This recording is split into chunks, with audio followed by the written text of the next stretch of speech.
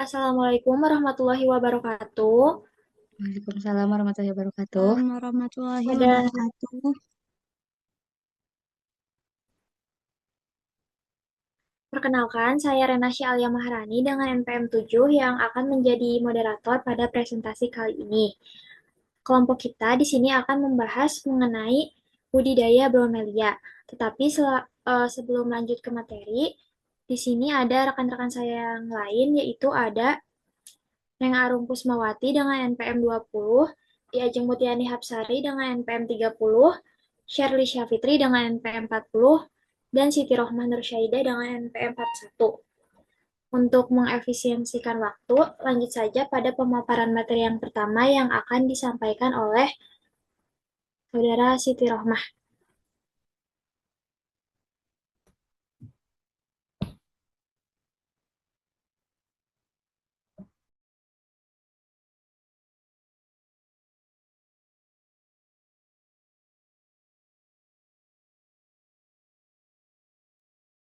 Terima kasih kepada moderator. Jadi untuk pengertiannya sendiri, Butahi adalah nama lokal untuk bromelia, yaitu kelompok tanaman hias tropis yang termasuk dalam keluarga besar Bromeliaceae.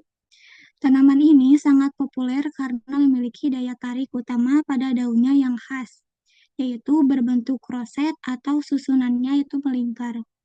Seringkali berwarna-warni dengan corak yang mempesona dan tebal. Keunikannya lainnya adalah kemampuan daun bromelia untuk membentuk cawan alami di bagian tengahnya yang berfungsi untuk menampung air dan menyerap nutrisi, menjadikannya tanaman ini mudah beradaptasi di berbagai lingkungan dan termasuk mudah perawatannya. Boleh di next.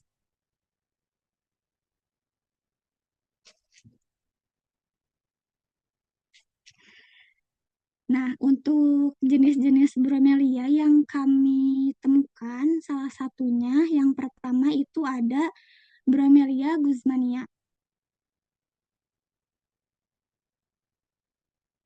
Untuk pengertiannya sendiri, Guzmania adalah nama kelompok spesies atau genus yang merupakan bagian dari keluarga tumbuhan yang sama dengan nanas atau Bromeliaceae. Ini menunjukkan bahwa si Guzmania ini memiliki kekerabatan dekat dengan nanas. Daya tarik utama Guzmania sebagai tanaman hias adalah daun pelindungnya yang mencolok atau sering disalahartikan sebagai bunga yang memiliki warna-warni cerah seperti merah, orange, maupun kuning. Seperti contohnya di gambar ya, itu teh sebenarnya bukanlah bunga sejati, melainkan brakte. Brakte adalah modifikasi dari daun yang memiliki fungsi utama untuk melindungi bunga sejati atau kuncup yang masih kecil. Pada Guzmania, brakte inilah yang tumbuh tegak dan dari tengah roset dan memiliki warna cerah, baik itu merah, orange, maupun kuning, menyerupai obor atau mahkota. Brakte inilah yang menjadi daya tarik dari si Bromelia guzmania ini.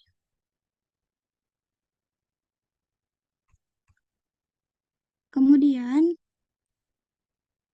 di alam, sebagian besar tumbuh sebagai epifit atau menempel di pohon di hutan hujan tropis. Jadi secara alami, sebagian besar tanaman guzmania tidak tumbuh di tanah, melainkan menempel pada batang atau cabang pohon. Ini menunjukkan bahwa mereka membutuhkan media tanam yang ringan dan drainase yang sangat baik seperti kondisi alami di hutan hujan tropis. Lalu ada karakteristiknya, daun guzmania itu cenderung lunak saat disentuh, tersusun rapat membentuk corong atau roset, dan ciri khasnya adalah tidak adanya duri di pinggiran daun yang membedakan dari jenis bromelia lainnya. Jadi si bunga maupun daunnya itu sederhana, tidak ada durinya sama sekali. Untuk brakte itu tadi sudah dijelaskan ya. Boleh dilanjut. Kemudian di sini ada budidayanya. Guzmania membutuhkan banyak cahaya untuk menghasilkan warna cerah, tetapi cahaya tersebut harus disaling atau disaring atau tidak langsung, seperti misalnya di bawah naungan pohon. Karena paparan sinar matahari langsung itu dapat merusak daun. Media tanamnya itu ringan ya, karena sifat alaminya sebagai epifit tadi, Usmania itu tidak membutuhkan tanah berat. Media harus berongga agar air tidak tergenang yang bisa didapatkan dari campuran bahan seperti serabut kelapa atau cacahan pakis. Media tanam harus tetap lembab, tetapi tidak boleh becek atau tergenang air agar akar tidak mudah membusuk. Selain menyiram media tanam, penting untuk mengisi air di pusat roset daunnya, yang merupakan cara alami bromelia untuk menyerap air. Penggantian air secara berkala diperlukan untuk memecah penumpukan bakteri atau menjadi sarang nyamuk. Kemudian memperbanyaknya itu cara yang paling umum Guzmania ini adalah dengan memisahkan anakan baru atau offset yang tumbuh di samping pangkal tanaman utama. Biasanya setelah tanaman induk menyelesaikan siklus bunganya. Anakan harus memiliki ukuran yang cukup besar, kira-kira sepertiga dari ukuran induknya, dan memiliki sistem akar yang mapan sebelum dipisahkan. Hal ini untuk memastikan anakan dapat bertahan hidup dan tumbuh mandiri.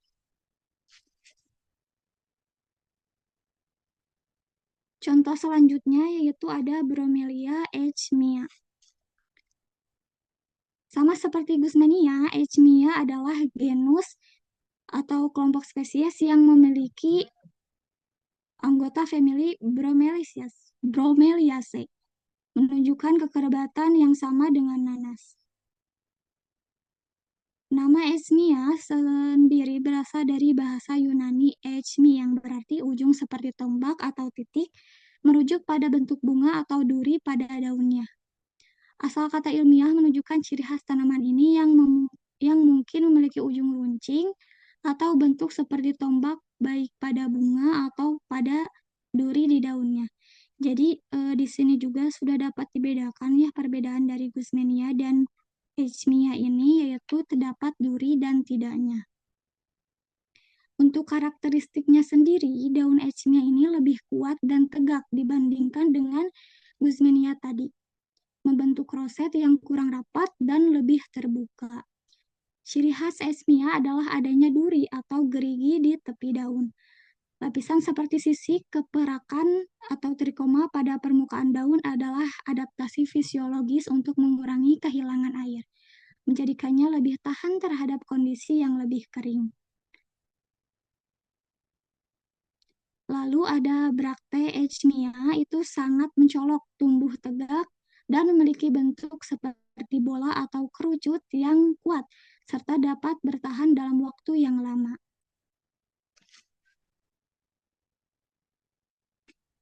Lalu ada budidayanya, echmia dapat mentolerir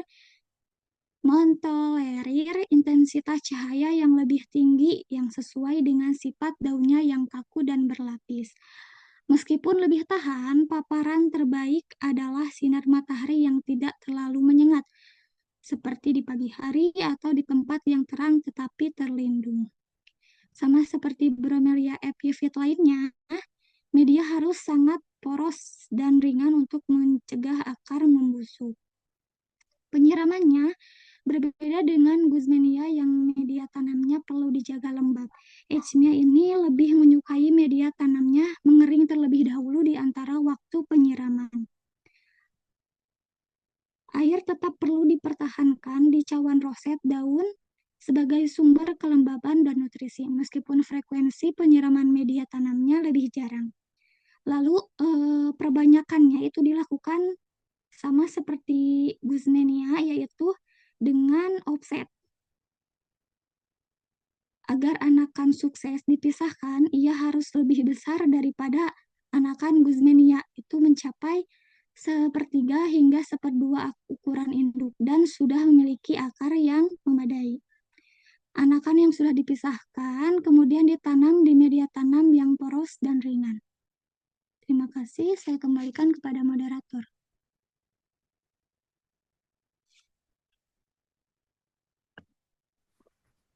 Untuk spesies bromelia selanjutnya ada Tillandsia bromelia. Tillandsia merupakan anggota famili Bromeliaceae yang dikenal sebagai tanaman udara atau airplane. Tanaman ini unik karena mampu hidup tanpa tanah, menyerap air dan nutrisi langsung dari udara melalui daun yang ditutupi oleh trikoma. Bentuknya yang eksotis membuat Tillandsia populer sebagai tanaman hias minimalis dan dekorasi interior. Selanjutnya,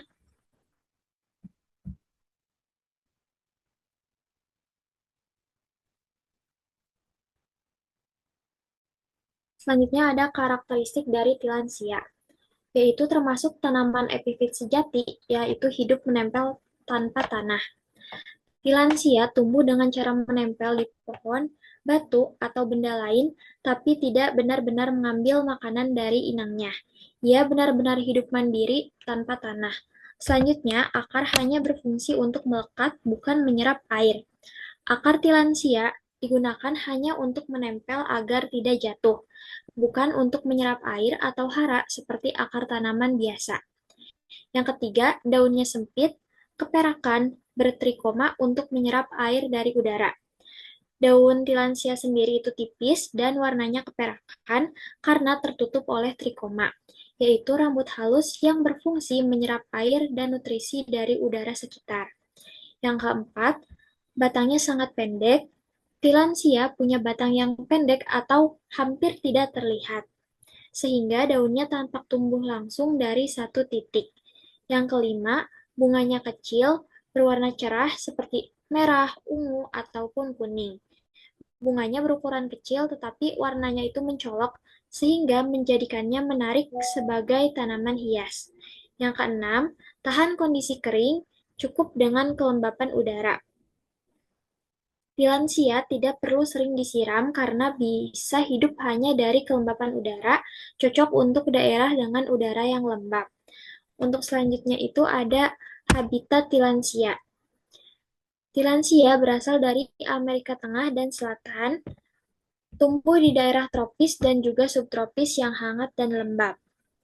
Tanaman ini hidup menempel di batang pohon, batu, ataupun tebing, bukan di tanah. Cara hidup seperti ini disebut dengan epifit, artinya menempel tapi tidak merugikan tempat tumbuhnya. Lalu Tillandsia mampu bertahan di tempat dengan kelembapan udara yang tinggi dan dengan cahaya matahari yang sedang. Tidak terlalu terik tetapi juga tidak terlalu panas. Ia menyerap air dari udara sehingga bisa hidup walau tanpa tanah. Lalu, Tillandsia ini bisa membantu menjaga kelembapan mikro di sekitarnya dan menjadi tempat hidup bagi mikroorganisme kecil seperti lumut, jamur, atau serangga kecil. Karena itu, tanaman ini ikut menjaga keseimbangan ekosistem hutan tropis. Selanjutnya,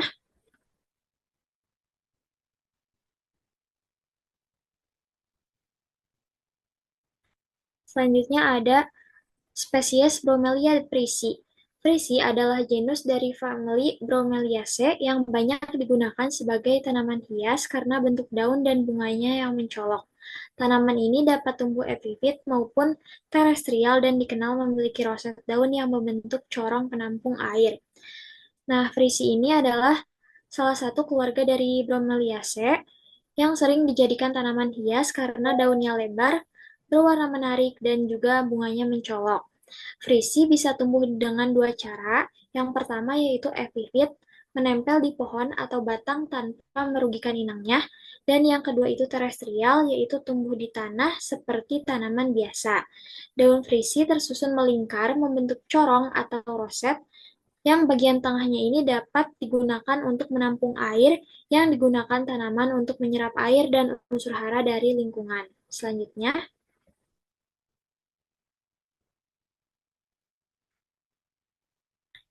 Selanjutnya, ada karakteristik. Yang pertama itu dapat hidup epifit atau terestrial. Frisi bisa tumbuh menempel di batang pohon atau epifit atau di tanah, yaitu terestrial. Ia tidak merugikan pohon tempat menempel karena hanya menumpang hidup. Yang kedua, akarnya pendek, menempel, dan sedikit menyerap air. Akar frisi lebih berfungsi untuk menempel kuat pada tempat tumbuhnya, bukan untuk mencari air seperti akar tanaman biasa. Yang ketiga, daunnya lebar, licin, tersusun roset membentuk corong penampung air. Daunnya tersusun melingkar dan membentuk corong di tengahnya. Corong ini menampung air hujan atau embun sebagai sumber air dan nutrisi bagi tanaman.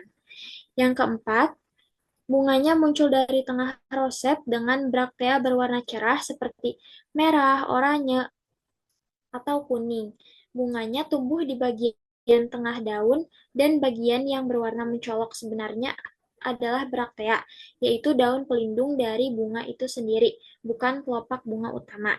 Dan yang kelima, menyukai kelembapan tinggi dan cahaya tidak langsung. Frisi tumbuh baik di tempat lembab dengan cahaya terang tapi tidak langsung mengenai daun. Sinar matahari penuh malah bisa membuat daunnya gosong.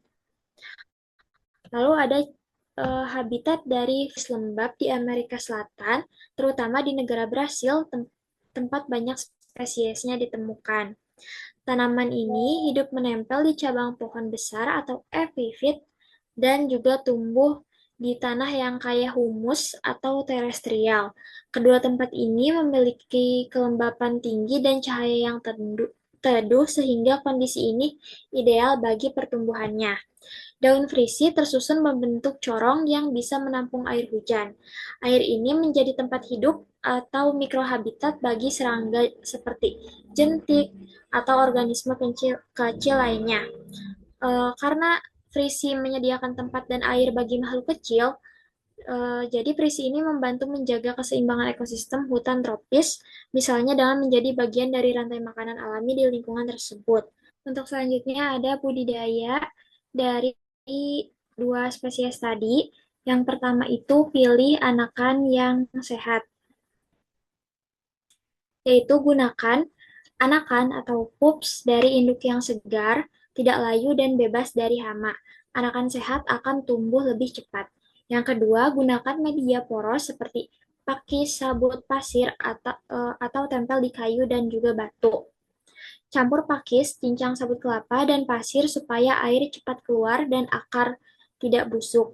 Tilansia bisa tanpa media, cukup ditempel di kayu atau batu dan juga gantungan kawat. Yang ketiga, letakkan di tempat terang teduh. Bromelia butuh cahaya yang cukup, tapi jangan langsung kena sinar matahari siang karena bisa membuat daunnya terbakar. Lalu siram 2-3 kali seminggu. Tilansia bisa direndam berisi isi air di roset. Nah, ini tuh disiram secukupnya, lalu untuk tilansia bisa disemprot atau direndam sebentar seminggu sekali. Untuk frisi bisa diisi air sedikit di tengah daun atau roset karena bagian itu menyimpan air. Selanjutnya beri pupuk cair dengan dosis rendah tiap 2-3 kali seminggu. Gunakan pupuk daun cair yang encer agar tanaman tumbuh subur dan warna daunnya tetap cerah. Lalu pisahkan anakan bila sudah besar. Setelah anakan tumbuh setengah dari ukuran induk, pisahkan dan tanam di tempat baru supaya tumbuh sendiri. Lalu hindari genangan dan bersihkan daun. Jangan biarkan air tergenang di media atau pot, karena itu akan membuat anakannya busuk. Lap daun agar tetap bersih dan juga segar. Yang terakhir, awasi hama seperti kutu putih. Jika muncul bintik putih atau serangga kecil, semprot dengan air sabun ringan atau insektisida lembut. Untuk pemaparan selanjutnya akan disampaikan oleh Shirley. Kepadanya kami persilakan.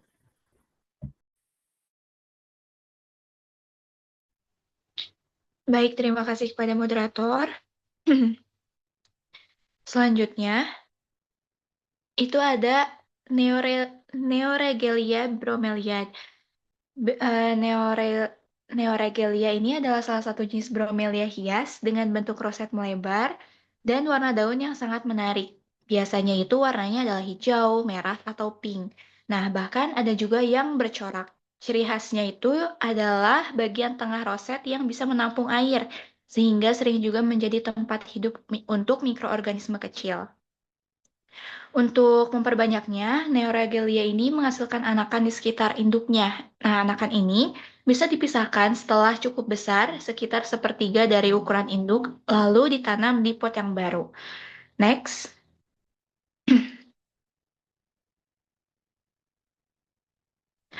Dalam hal budidayanya, Neoregelia ini cocok untuk ditanam di pot dengan media yang poros. Misalnya, campuran sekam bakar, kokopit, dan pasir. Tanaman ini menyukai cahaya terang tetapi tidak langsung. Jadi kalau semisal emang mau ditanam di luar rumah, usahakan jangan sampai terpapar sinar matahari langsung. Jadi kalau emang semisal mau disimpan di halaman rumah, pakai paranet supaya lebih teduh. Kemudian tanaman ini menyukai cahaya yang terang tapi tidak langsung, sehingga lebih baik diletakkan di tempat yang teduh. Seperti yang tadi sudah dijelaskan, kemudian penyiramannya itu dilakukan di bagian rosetnya atau di pangkal daun, bukan hanya di tanahnya saja. Selanjutnya, selanjutnya untuk jenis yang selanjutnya adalah Bromelia dikia. Kalau tadi Neoregelia itu identik dengan tanaman hias yang berwarna cerah. Nah, sekarang Dikia ini salah satu dari jenis bromelia yang sifatnya itu xerophyt. Dikia ini tampilannya mirip agave atau kaktus, dengan daun yang kaku, berduri tajam, dan tumbuh membentuk roset yang rapat. Warna daunnya tuh cukup beragam, mulai dari hijau, abu-abu, ungu, bahkan ada yang keperakan. Untuk perbanyakannya, dikia ini biasanya diperoleh dari anakan atau tunas samping yang tumbuh di sekitar induk. Bisa juga diperbanyak dengan biji, tetapi mungkin waktunya lebih lama dan jarang dipakai dalam budidaya hias. Next.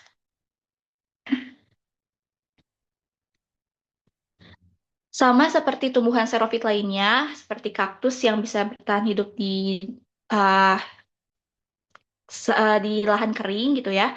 Nah, keunggulan di Kia ini adalah kemampuannya bertahan di kondisi panas dan kering. Karena xerophyt itu tadi. Karena itu, dalam budidayanya di Kia lebih cocok ditanam di media berpasir atau berbatu yang cepat mengalirkan air. Sehingga tanaman ini justru menyukai sinar matahari yang penuh, berbeda dengan tanaman Neoregelia bromelia yang tadi, yang harus teduh gitu ya. Kalau di Kia ini karena tadi dia xerophyt, jadi dia bisa bertahan langsung terpapar cahaya matahari. Nah, penyiramannya itu tidak perlu terlalu sering, karena di Kia ini tahan untuk kekeringan. Selanjutnya saya kembalikan ke moderator.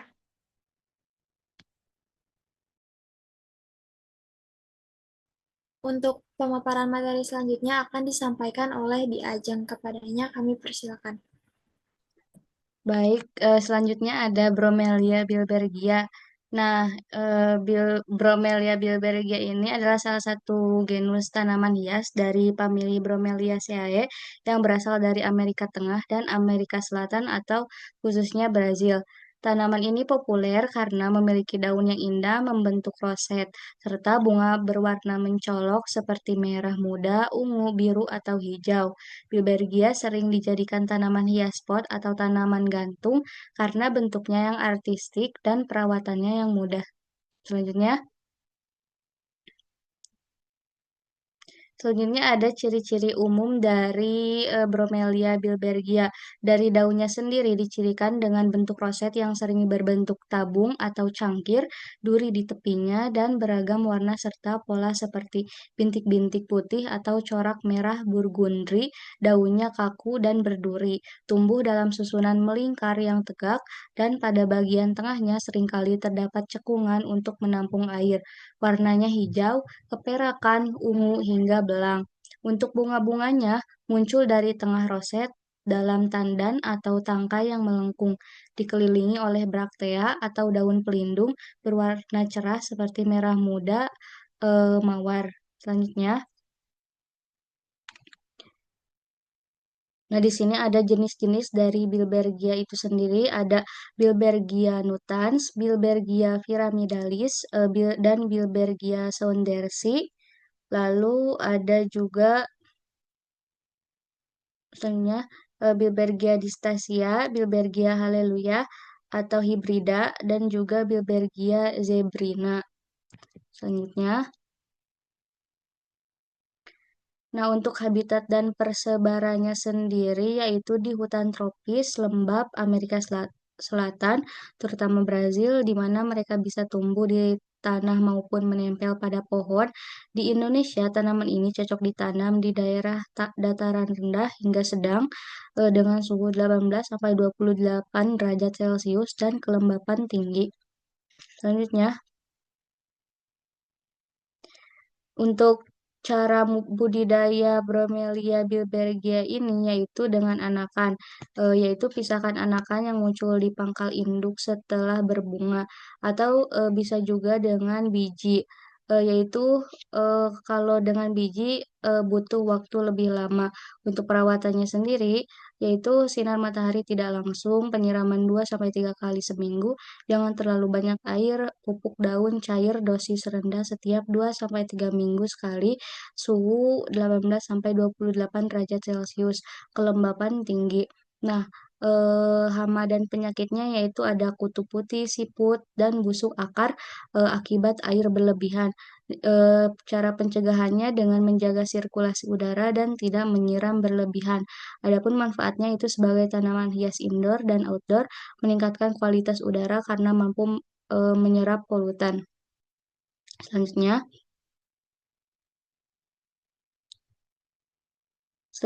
ada Bromelia cryptanthus, yaitu salah satu genus dari keluarga Bromeliaceae atau famili Bromelia, berasal dari Brasil dan Amerika Selatan bagian tropis. Berbeda dari kebanyakan bromelia yang hidup menempel di pohon atau epifit, cryptanthus tumbuh di tanah terestrial karena itu disebut earth star. Selanjutnya, ciri-ciri umum dari daun Bromelia cryptanthus atau bintang bumi ini memiliki ciri khas daun yang kaku, kasar, dan tersusun membentuk seperti bintang atau roset dengan berbagai warna seperti hijau, merah, dan coklat, seringkali dihiasi garis-garis putih zigzag yang menambah daya tarik visualnya. Selanjutnya,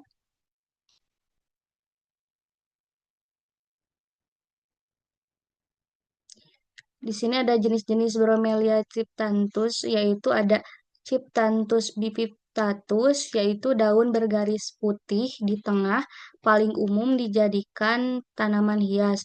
Lalu ada Cryptanthus jonatus, yaitu memiliki pola garis melingkar seperti zebra. Lalu ada Cryptanthus pasterianus, berwarna merah marun tua, permukaan berkilau. Selanjutnya,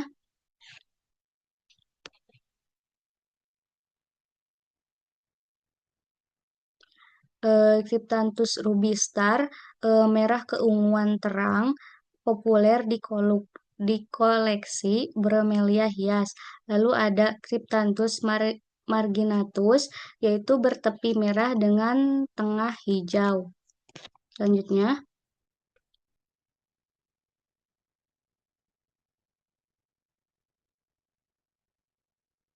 untuk habitat dan persebarannya itu asalnya dari Brazil, Venezuela, dan bagian timur Amerika Selatan.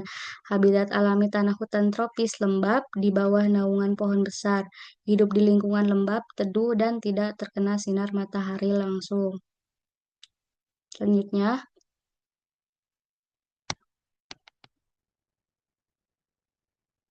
untuk cara budidaya cryptanthus sendiri yaitu dengan anakan atau vegetatif, yaitu setelah induk berbunga akan muncul anakan di sekelilingnya. Misalkan saat anakan tumbuh 1-3 ukuran induk. Terus biji atau generatif jarang digunakan karena tumbuh lebih lama. Untuk perawatannya, cahayanya terang tapi tidak langsung. Warna daun lebih cerah jika cukup cahaya. Jaga kelembapan, siram sedikit 2-3 kali seminggu. Suhu ideal 20-28 derajat Celcius, kelembapan tinggi.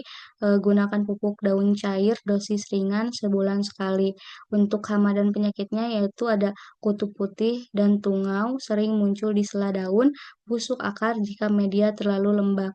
Nah, manfaatnya itu sebagai tanaman hias, indoor dan outdoor, meningkatkan kualitas udara karena mampu menyerap polutan. Sekian, saya kembalikan kepada moderator.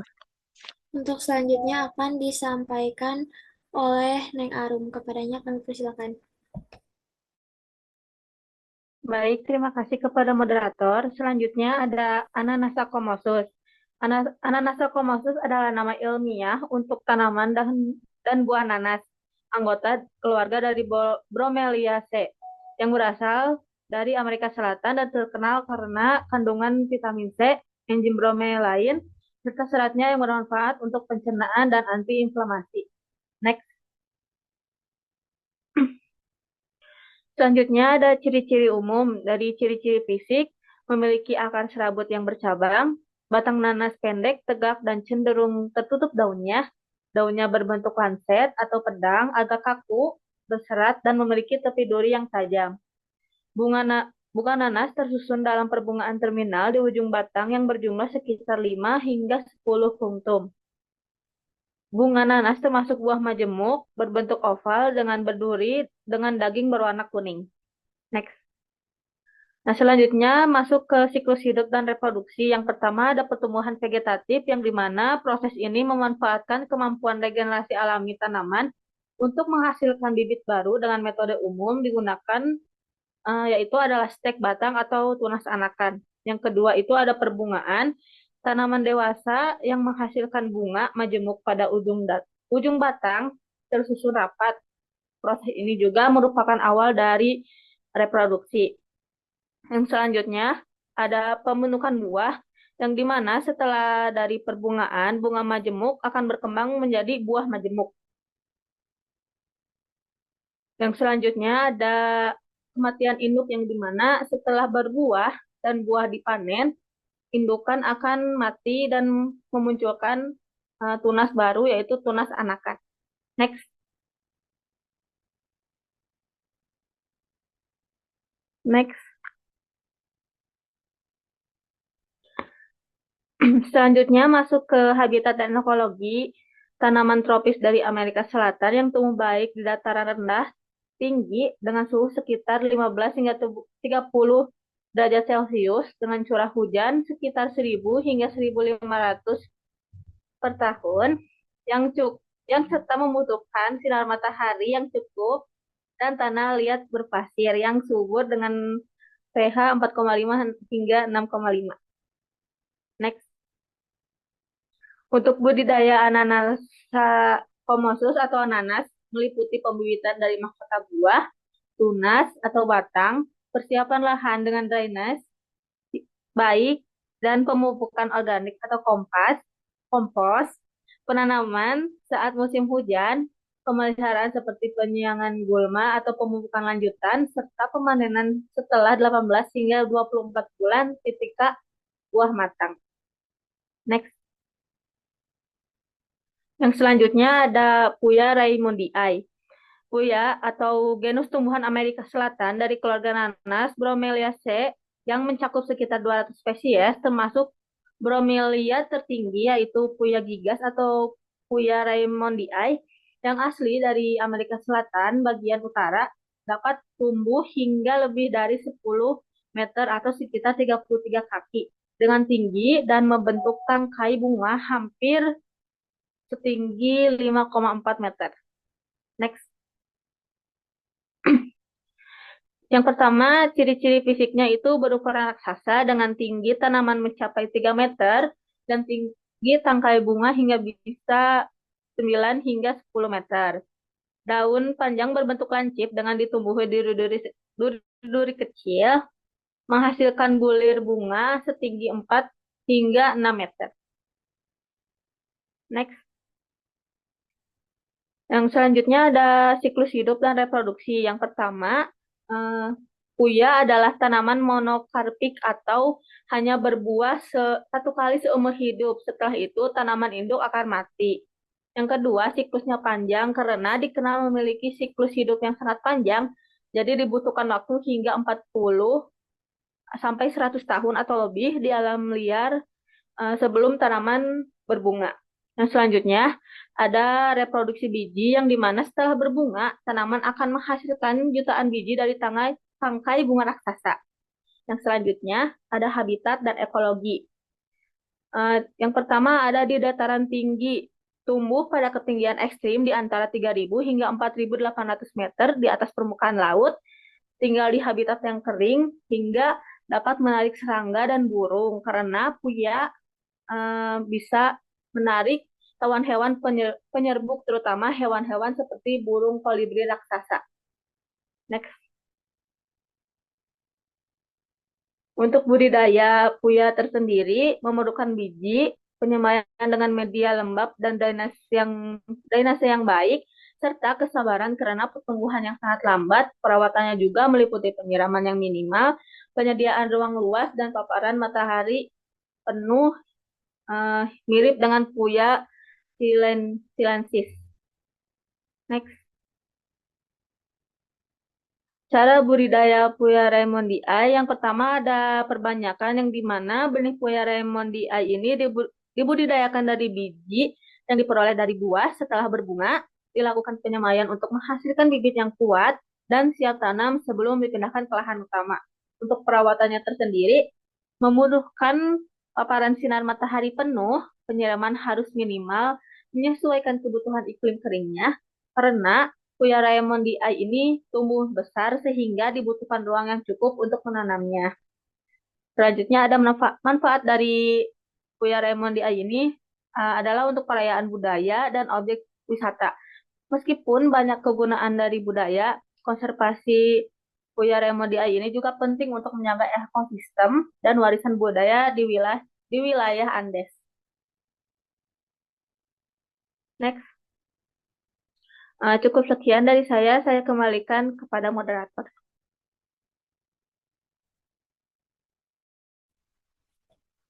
Baik, terima kasih. Demikianlah presentasi dari kelompok kami mengenai budidaya bromelia. Semoga materi yang telah disampaikan dapat memberikan wawasan baru dan bermanfaat bagi kita semua. Saya Renasya selaku moderator, mohon maaf apabila terdapat kekurangan selama memandu jalannya presentasi. Wassalamualaikum warahmatullahi wabarakatuh. Waalaikumsalam warahmatullahi wabarakatuh. Waalaikumsalam warahmatullahi wabarakatuh.